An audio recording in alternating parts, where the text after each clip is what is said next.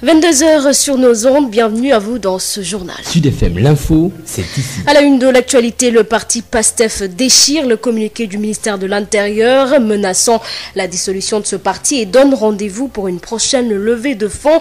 Pendant ce temps, Babacar Fall du GRADEC parle de sorties dangereuses et de lectures erronées de la loi relative aux partis politiques, une loi qu'il faudrait d'ailleurs réformer et actualiser, martèle l'expert électoral Ndiaga Silla. Et puis le ministre Samba Ndiobenka au chevet des victimes ce dimanche après cet incendie d'une rare violence qui s'est déclarée à Touba, Kandjali. Le bilan, une quinzaine de concessions, de récoltes et vivres partis en fumée.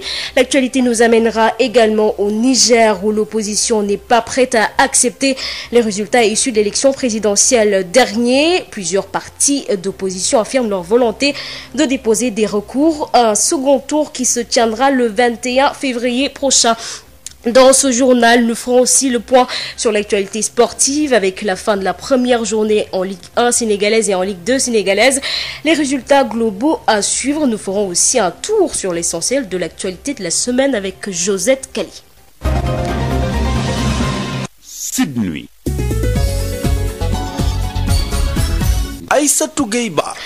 Levée de fonds international au profit du parti PASTEF après la menace du ministre de l'Intérieur Antoine Félix Abdoulaye Diome de dissoudre le parti en évoquant la loi. Réponse de l'administrateur du parti PASTEF, les Patriotes, au ministre de l'Intérieur. Birahim Souleye Diop martèle que la campagne de levée de fonds va se poursuivre malgré ces menaces et qu'il va demander de bien revoir les termes de la loi sur le fonctionnement ou le financement des partis politiques. Selon lui, le parti APR du président Macky Sall serait le premier parti à être dissous car ne respectant pas la loi. Voici Birahim Souleye Diop au micro de Amadou Moustapha Dia. Nous sommes tranquilles. PASTEF est un parti régulièrement constitué qui chaque 31 janvier de l'année dépose ses états financiers. Donc ses comptes il les dépose sans prétention aucune. Nous sommes l'un des rares partis politiques à le faire au Sénégal.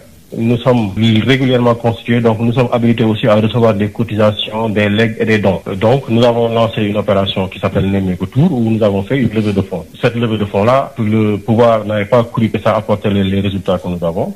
Nous avons eu des résultats très intéressants parce que nous attendions 50 millions, nous avons eu 125 millions et des promesses de 81 millions qui vont arriver bientôt. Donc ça va faire de l'argent pour permettre à Ousmane Sonko de se déplacer. Fondamentalement, ça énerve le pouvoir qui vient de faire en fait une grande bévue. Il se réveille à 2 heures du matin pour pondre un communiqué qui menace de dissoudre PASTEF. Moi, j'exprime ma désolation par rapport au niveau de compréhension et d'analyse de la loi pour un homme réputé être un magistrat, donc qui est supposé connaître la loi. La loi est précise, on parle de nationaux. Donc, on peut recevoir des dons, des legs, des cotisations de membres et sympathisants des nationaux. Alors lui, il pense que nationaux veut dire en fait ceux qui sont dans le territoire du Sénégal et que les Sénégalais de la diaspora ne peuvent pas contribuer dans ce qui s'est fait. Macky Sall, qui de toute sa carrière politique a su compter sur des fonds étrangers parce qu'il s'est fait financer, ils l'ont rappelé bien entendu, par Arona Dia pour 35 millions en 2011. En 2015, ils ont déclaré que sous sa caution à la présidentielle, ça serait fait par les militants de la diaspora. Je rappelle que Macky Sall lui-même a écrit une lettre pour demander des appuis de toute nature à Omar Bongo, toute nature comprenant en fait de nature financière. Et l'affaire Lamine Diack est là pour en fait le manque d'informations que nous en avons. Je pense que c'est suffisamment d'informations qui attestent que s'il fallait dissoudre un parti, c'est l'APR qui serait le premier parti à être dissous parce qu'il ne dépose même pas d'état financier. Il n'ose pas le faire. Donc, nous, ça ne nous émeut pas du tout. Nous sommes tranquilles. On a tenu une réunion pour la poursuite de la campagne de levée de fonds. Donc, continuer. Mais on va bien entendu continuer. Bon, nous, on va connaître le travail que nous faisons parce que nos interlocuteurs sont nos militants et les Sénégalais. Maintenant, s'ils ont l'ambition de dissoudre des partis politiques, ben écoutez, ils n'ont qu'à y aller. S'ils veulent faire passer leur cible pour dissoudre un parti politique, on les attend encore. Babacar Fall du GRADEC, groupe de recherche et d'appui conseil pour la démocratie participative et la bonne gouvernance, réagit également au communiqué du ministre de l'Intérieur. Il parle de sorties dangereuses et souligne que le ministre a fait une lecture erronée de la loi relative aux partis politiques. Voici Babacar Fall du GRADEC au micro d'Amadou Moustapha Dia. D'emblée, je vous dirais qu'en fait, c'est une lecture quand même erronée que le ministre de l'Intérieur fait de la loi. Parce que vous savez, il y a la loi de 1981 qui a été modifiée par la loi de 1989 qui régit donc les partis politiques. Or, dans cette loi-là, la disposition qui est visée par rapport effectivement aux fonds reçus par un parti politique de l'étranger. Elle dit clairement cette disposition que la dissolution peut intervenir dans le cas où un parti a reçu directement ou indirectement des subsides de l'étranger ou d'étrangers établis au Sénégal. Bon, du reste, cette disposition était déjà contenue dans l'article 4 de la loi de 1981. Maintenant, comme vous l'avez dit, dans le cas d'espèce, c'est la campagne de levée de fonds qui est lancée par le PASTEF, qui est visée par le communiqué. Or, si on réfère à l'esprit de la loi, ce sont plutôt les fonds reçus d'étrangers, je dis bien d'étrangers établis hors du territoire national, et également d'étrangers établis ici au Sénégal qui sont concernés pour des raisons justement liées au respect de la souveraineté nationale. Maintenant, est-ce qu'on doit considérer que les Sénégalais de la diaspora qui votent aux élections présidentielles, aux élections législatives, doit-on les considérer comme des étrangers? Et je pense que c'est là où, en fait, le communiqué du ministère de l'Intérieur est dangereux et constitue une atteinte aux libertés. Parce que les partis politiques, ils sont légalement constitués, ont des militants organisés en section ou en fédération au niveau de la diaspora. Et comment maintenant on peut empêcher ces militants de participer au financement de leur parti en faisant des contributions financières? Je pense que cela est absolument vraiment quelque chose donc d'absurde. Je pense qu'aujourd'hui, il ne faut pas faire donc d'amalgame. Ce qui était visé à l'époque, c'était vraiment les partis politiques qui recevaient des subsides d'étrangers, parce qu'on savait à l'époque qu'il y avait des partis qui recevaient des soutiens de lobbies étrangers qui étaient établis donc hors du territoire. C'est ça qu'on a voulu en fait donc, disons, combattre pour des raisons liées donc au respect de la souveraineté nationale. Mais qu'un Sénégalais établi en France, aux États-Unis, en Allemagne, au Canada, qui milite dans un parti politique, verse une contribution financière à son parti politique, je pense que cela ne peut pas être considéré comme des subsides reçus de l'étranger. Moi, c'est la lecture que j'en ai. Et concernant cette loi sur le financement des partis politiques, dans la pratique, en général, les partis ne respectent pas cette disposition concernant la mobilisation de fonds. Diaga Sylla, expert électoral, indique qu'il est temps de réformer et d'actualiser cette loi devenue désuète et dont les mesures ne sont pas appliquées, même si elles restent encore en vigueur. Voici Diaga Sylla, expert électoral, au micro d'Amadou Moustapha Dia. Maintenant, pour ce qui concerne l'actualité de la loi, on se rend compte que dans la pratique, en général, les partis politiques ne respectent pas cette disposition, comme justement on ne respecte pas aussi l'obligation en fait donc de déposer annuellement leur état financier. Si bien pour les déclarations, le dépôt comme pour le financement. Vous n'êtes pas sans savoir que le parti au pouvoir, aux élections, il mobilise des milliards. Et au cours d'une émission, il y a quelques années, mais quand je l'ai signalé, un représentant de la PR s'était permis de se justifier en évoquant en fait donc la capacité de leurs militants de l'extérieur à mobiliser en fait des fonds. Et séance tenante, je lui avais signifié en réalité que cette disposition n'est pas conforme avec la loi sur les partis politiques. Donc pour dire simplement qu'aujourd'hui, pratiquement aucun parti politique justement ne respecte cette disposition. Parce qu'au fond, on n'a pas pu comprendre l'évolution. Parce que avant, les Sénégalais ne participaient pas aux élections, les Sénégalais ne participaient pas aux élections donc nationales. Alors aujourd'hui, il est quand même difficile. Si on doit par exemple organiser des élections à l'extérieur, il est difficile aujourd'hui d'interdire même à ces ils peuvent eux justement se cotiser pour contribuer à la préparation en fait donc des élections. Donc pour dire simplement que il y a nécessité en fait donc de réactualiser la loi, mais comme nous sommes dans un état de droit, le temps maintenant qu'on puisse aller, c'est juste une phase de transition parce que je pense que le dialogue a abouti à des conclusions quand même critères. Je pense que d'ici là, il est quand même important qu'on puisse justement se conformer à la loi. Et mieux encore, la pratique et l'expérience au plan international ont montré qu'il est très difficile pour un État qui n'applique pas le financement direct des partis politiques de pouvoir opérer en fait donc un contrôle. Tout que d'ailleurs nous sommes dans un contexte où en Afrique, la plupart maintenant des pays ont institué en réalité à travers une législation le système de financement direct des partis politiques. Sud FM.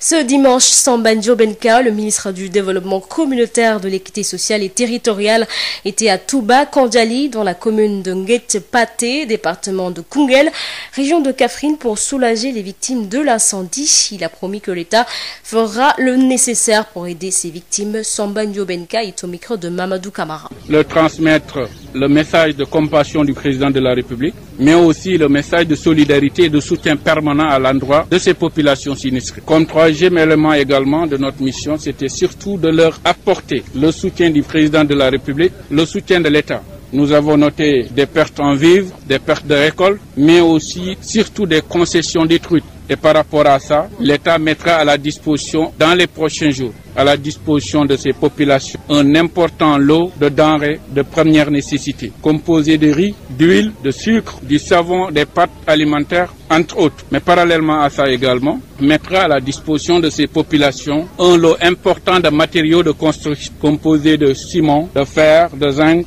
entre autres. Et ceci se fera par les canaux officiels, c'est-à-dire par l'entremise du gouverneur de la région et à travers aussi ses différents services. Cette zone également, on ne peut pas aujourd'hui occulter la situation que nous avons vue et on espère dans les prochains programmes de voir dans quel cadre on pourrait en tenir compte. D'autant plus qu'il est prévu cette année ou dans le cadre du PAP 2A de mettre en place environ 1300 km au niveau des zones à haut potentiel agricole, dont la zone des Niayes, la vallée du fleuve Sénégal et le bassin arachidier. Quand on parle de bassin arachidier, cette zone est une partie intégrante. Donc on ne peut qu'espérer que très prochainement que cette zone aussi puisse quand même faire partie de ces lieux à des enclaves. Un incendie d'une rare violence qui a réduit en cendres une quinzaine de concessions, des récoltes, des vivres, entre autres dans le village de Kandiali, dans la commune de Nguet-Paté, dans le département de Koungheul. Pas de pertes en vies humaines, mais des dégâts matériels plutôt importants. La centrale syndicale UDTS dénonce le non-respect de l'ordonnance principale ou présidentielle au sein de Dakarnave. Les travailleurs affiliés à l'UDTS dénoncent également le licenciement abusif du personnel en cette période de Covid. L'UDTS s'engage pour le non-respect, ou plutôt pour le respect du droit des travailleurs. Écoutons Mafal Fall de l'UDTS au micro de El Hadj Moussa Thiam. Tout comme vous le savez, avec la convention APIX, aujourd'hui c'est une question fourre-tout. Les employeurs se réfugient derrière et aujourd'hui c'est la précarité de l'emploi. Des contrats de travail qui se renouvellent tous les 6 mois et pendant 5 ans et c'est extrêmement grave.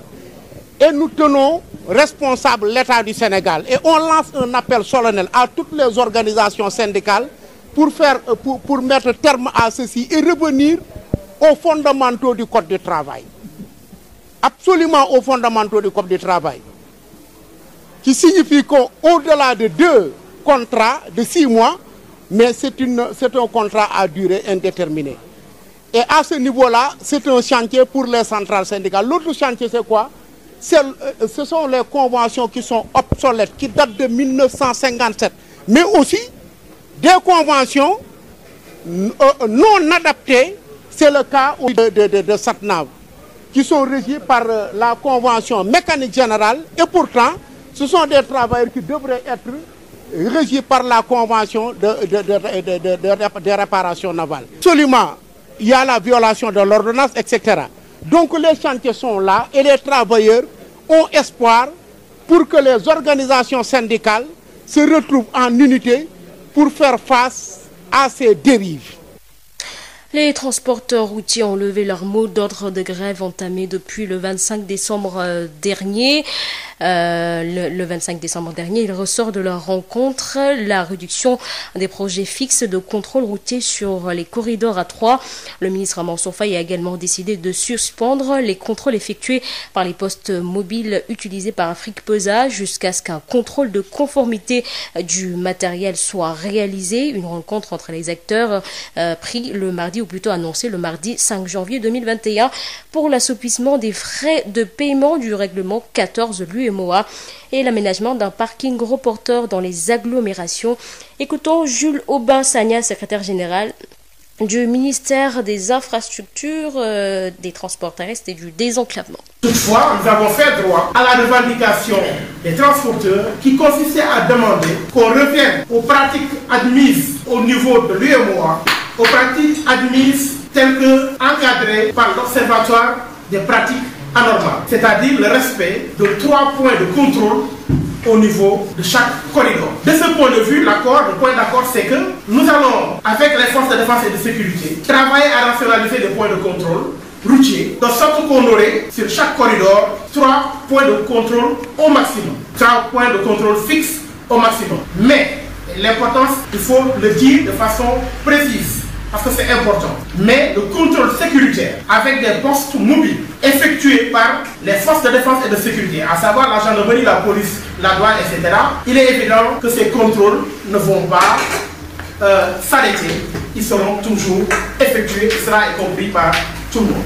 Afrique PESA, jusque-là, déployait des postes mobiles de contrôle. C'est-à-dire qu'en dehors des postes fixes de contrôle, Afrique PESA déployait dans le réseau des postes mobiles de contrôle. La récrimination à ce niveau des transporteurs, c'est que ces postes mobiles de contrôle, on ne pouvait pas être assuré de la fiabilité du matériel, de la conformité du matériel et de sa fonctionnalité. Nous avons compris et le ministre Mansour Faye a pris la décision de suspendre les contrôles effectués par les postes mobiles utilisés par Afrique Pesage.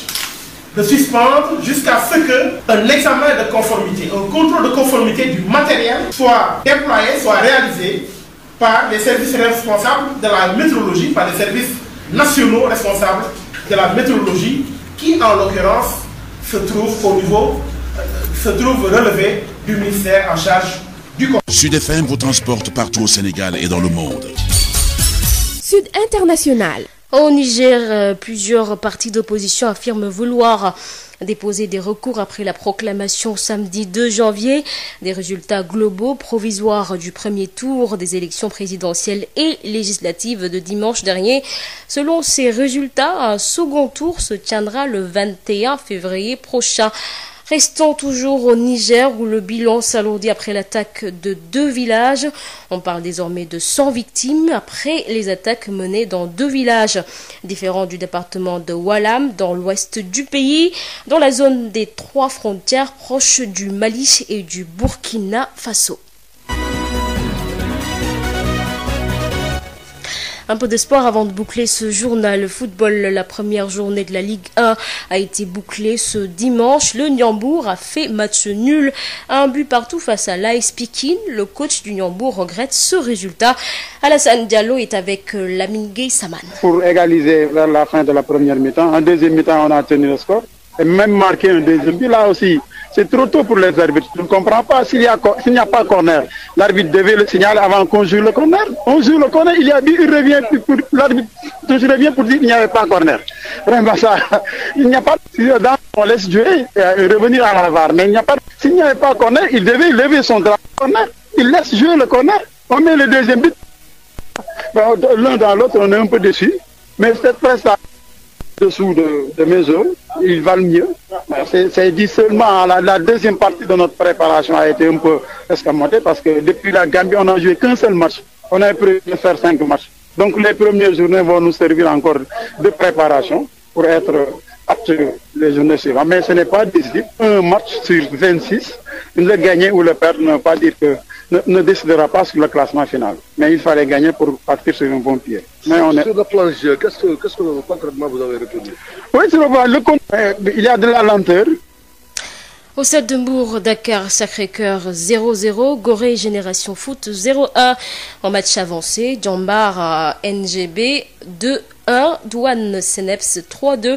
Les matchs Jaraf MPC et Tongued FC Casasport ont été reportés pour cause de Coupe d'Afrique. Pour la Ligue 2, les résultats de la première journée, Renaissance FJ Fatigue 1-1, Sonacos Africa Promo Foot 3-2, GFC Amitié FC 1-2 en match avancé, TSFC Duc 1-0, Diamono Fatigue Ueso Wakam 1-0, Port Cœur Major 1-2. Voilà, à 22h18, venons-en à la rétrospective de l'essentiel de l'actualité de la semaine avec Josette Kali. Bienvenue à toutes et à tous, vous écoutez la rétrospective de l'actualité saillante de la semaine sur Sud FM. Discours à la nation du 31 décembre 2020. Le chef de l'État Macky Sall s'est adressé au peuple sénégalais en abordant plusieurs points, dont notamment celui lié à l'introduction d'un module en éducation sexuelle. Le président de la République se veut clair. Cela n'aura jamais lieu. Amadou Moustapha Dian. Tant que je serai à la tête de ces pays, ceci n'aura jamais lieu. Encore une réponse tranchée du président Macky Sall pour mettre fin à la polémique née du débat sur l'introduction de l'éducation sexuelle dans les curricula du Sénégal. Lors de l'entretien accordé à certains journalistes, la rédactrice en chef de Sud FM Sen Radio a posé la question au président Macky Sall concernant ce débat. Voici sa réponse. Personne ne peut changer notre position parce que nos valeurs ne nous permettent pas de faire certaines choses. Et ceux qui pensent qu'ils vont nous tordre la main en nous donnant de l'argent, ils n'ont qu'à garder leur argent. Le gouvernement n'acceptera jamais que ce genre d'éducation soit imposé au Sénégal. L'UNESCO ne peut pas le faire. Les Nations Unies aussi, parce que nous sommes un pays souverain et c'est nous qui définissons nos programmes, c'est nous qui décidons de quoi apprendre à nos enfants. Donc, que les Sénégalais se rassurent. Tant que vous n'avez pas entendu le gouvernement prendre des décisions, ne vous inquiétez pas. Le président Macky Sall va même plus loin et indique à tous les partenaires du Sénégal que même avec des financements à l'appui, ce type de projet ne pourra pas être mis en œuvre ici dans le pays. Je l'ai dit à tous nos partenaires que nous ne l'accepterons jamais. Nous, nos valeurs ne nous permettent pas cela. Nous ne leur imposons pas nos valeurs. Donc, eux ne peuvent pas non plus nous forcer les valeurs. Nous ne le ferons pas pour de l'argent, nous ne le ferons pas pour des coopérations. Ça, je l'ai dit à haute et intelligible voix et tous les partenaires doivent le savoir. J'ai été étonné quand j'ai entendu cela. Certains m'ont dit que c'était lors d'un séminaire, lors d'un atelier. Si c'est l'UNESCO qui a proposé cela, dites-leur de retourner avec leurs papiers. Ici au Sénégal, on n'enseignera pas cela. Cette réponse qui vient en appui au communiqué du ministère de l'Éducation nationale va-t-elle clore le débat? C'est visiblement le souhait du président Macky Sall.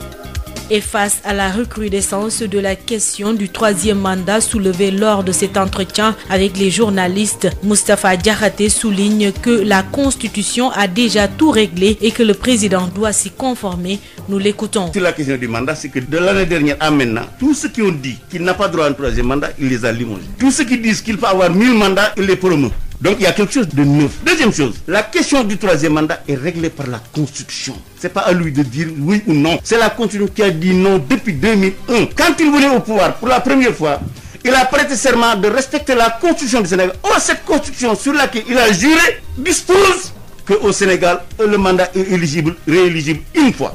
La réforme de 2016 ne concernait pas le nombre de mandats, mais la durée du mandat.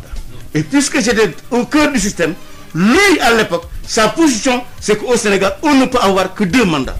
Et qu'il nous a dit en 2018, dans ce même format, que lui, s'il est réélu, il ne prétendrait plus à un troisième mandat. Le Conseil constitutionnel n'a pas été convoqué dans cette affaire. Il n'a aucun rôle dans la représentation de Macky Sall pour un troisième mandat. Le Conseil constitutionnel n'a aucun rôle parce que la Constitution est déjà claire. Depuis 2001, le Sénégal est dans un régime de limitation des mandats à 2. Et ça, Macky Sall ne peut pas l'ignorer. Épidémie de coronavirus. Ce mercredi 30 décembre, le Sénégal a dépassé le seuil des 400 morts liés à la Covid-19. Une pandémie qui a d'ailleurs impacté notre économie. Les finances publiques sont tendues et le déficit budgétaire connaît une hausse de 7% en seulement 9 mois de crise.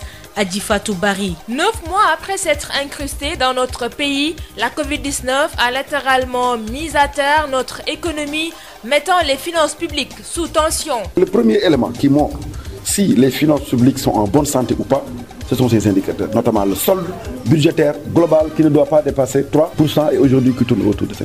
Pire, les pertes s'accumulent et le déficit budgétaire se creuse. Le déficit budgétaire aujourd'hui est de 643 milliards.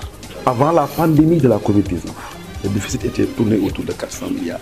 Et ça, c'est une option du gouvernement du Sénégal. Si on se réfère aux lois de finances initiales et aux lois de finances rectificatives, le gouvernement, il ne faut pas l'oublier, a pris en charge le financement du fonds Force Covid-19 doté de 1000 milliards. Ce sont là les résultats d'une étude menée par professeur Abdelaziz Kébé, professeur agrégé de droit public. Selon lui, les mesures restrictives prises pour lutter contre la propagation du virus n'ont pas totalement arrangé les choses. Parce qu'avec les mesures de restriction des libertés, il n'y a pas de consommation. Vous savez que nous, au Sénégal, notre système fiscal est un système de consommation. Si on a 1000 milliards, 70% nous proviennent des impôts de consommation. Dans cette étude menée pour l'ONG 3D, il ressort que le plan de relance proposé par l'État a permis d'atténuer le choc subi par l'économie sénégalaise, même si des limites sont relevées, ce qui prouve que la Covid-19 est bien une crise sanitaire à relance économique. Disparition du maire de Dalifort, Idrissa Diallo, est décédé ce lundi à l'hôpital général Idrissa Pouye de Grand Yoff. Idrissa Diallo était membre de la coalition politique Taxawu Ndakaaru. Écoutons à ce propos Babacar Thioiba, conseiller politique de Khalifa Sall. C'est avec beaucoup de consternation que nous avons appris de l'affaire à Arga de Idrissa Diallo. C'était un homme d'une grande dignité, un homme d'un engagement sincère. Et quand je parle d'engagement, je parle d'engagement patriotique. C'était un homme déterminé et pour nous, pour le Sénégal, pour la nation, c'est une grosse perte. Et pas seulement pour nous qui sommes membres de Taxawu Sénégal. Lundi également est décédé le général Mamadou Niang, qui était le président de la commission politique du dialogue national. Le général Niang a été inhumé le mardi. Ismaïla Marcel Colly. Les témoignages étaient unanimes lors de la levée du corps du général Mamadou Niang. Nombreux sont ceux qui ont apporté leur témoignage. Un homme sincère, digne, rassembleur, un homme du consensus, dira Mamadou Ibra Kane. Mamadou Niang a toujours fait preuve d'un très grand esprit d'ouverture, d'une très grande disponibilité, mais d'une très grande rigueur. Mamadou Niang, c'était aussi un soldat. Il a également fait preuve de beaucoup de professionnalisme, mais aussi un homme de paix. De son côté, Serimba Kendiaï abonde dans le même sens. Ce que je retiens du général Niang, que j'ai vraiment connu comme tous les Sénégalais, mais côtoyé véritablement à l'occasion du dialogue politique. Vraiment, nous avons cohabité et je retiens de lui, comme on dit, un homme entier.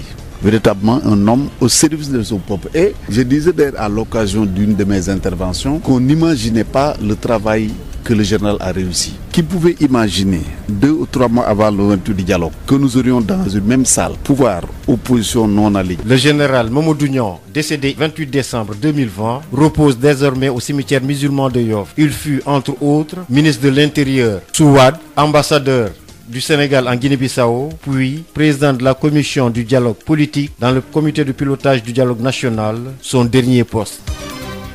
En début de semaine, Seyda Maria Niass a été inhumée aux côtés de son père Cheikh al-Islam Baye Niass dans le mausolée de la grande mosquée de Medina Baye en présence d'une foule immense.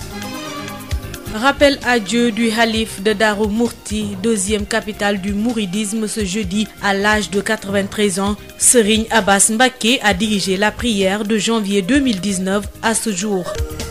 Ainsi prend fin la rétrospective des faits marquants de la semaine sur Sud FM Sen Radio. Rendez-vous dimanche prochain et meilleurs vœux à toutes et à tous.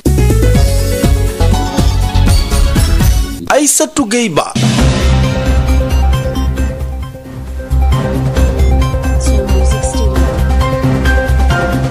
Le parti PASTEF déchire le communiqué du ministère de l'Intérieur et donne rendez-vous pour une prochaine levée de fonds. Pendant ce temps, Babacar Fall du RADEC parle de sorties dangereuses et des lectures erronées de la loi relative aux partis politiques. Une loi qu'il faudrait d'ailleurs réformer et actualiser, martel expert électoral Diaga Silla. Et puis, le ministre Samba Diobenka au chevet des victimes ce dimanche après cet incendie d'une rare violence qui s'est déclarée à Touba Kandiali. Le bilan, une quinzaine de concessions de récolte et vivres parti en fumée. L'actualité nous a également amené au Niger où l'opposition n'est pas prête apparemment à accepter les résultats issus de l'élection présidentielle dernière. Plusieurs partis d'opposition affirment leur volonté de déposer des recours. Un second tour qui se tiendra le 21 février prochain. Dans ce journal, nous avons fait le point sur l'actualité sportive avec la fin de la première journée en Ligue 1 sénégalaise et en Ligue 2, notamment les résultats globaux. L'essentiel de l'actualité de la semaine présenté par Josette Kali a bouclé ce journal. Merci de l'avoir suivi. Merci également à Pape Abdoulaye Dieye pour la mise en onde. Je vous donne rendez-vous à 0h pour le prochain bulletin d'information.